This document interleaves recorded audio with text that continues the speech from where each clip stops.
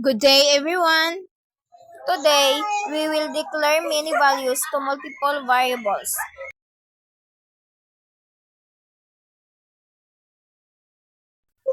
To declare multiple values to multiple variables as shown in your example, you can use span style, color blue, Python span, multiple assignment feature, which allows you to assign different values to different variables in a single line by separating them with commas on both sides of the assignment operator.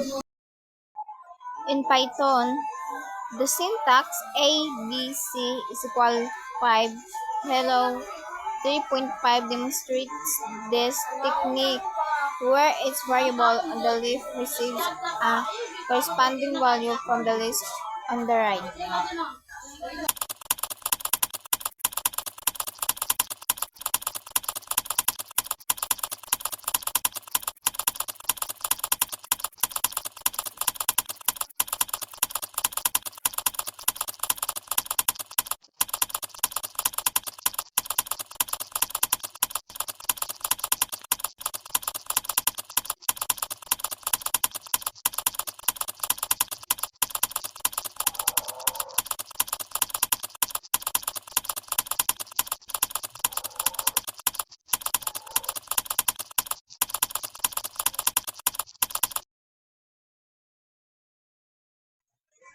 So, left side, a comma separated left of variables names A, B, C.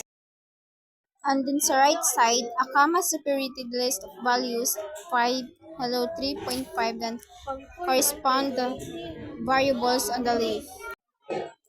Number of variables and values. The number of variables on the left must exactly match the number of values on the right, or you will receive an error. Thank you for watching, everyone.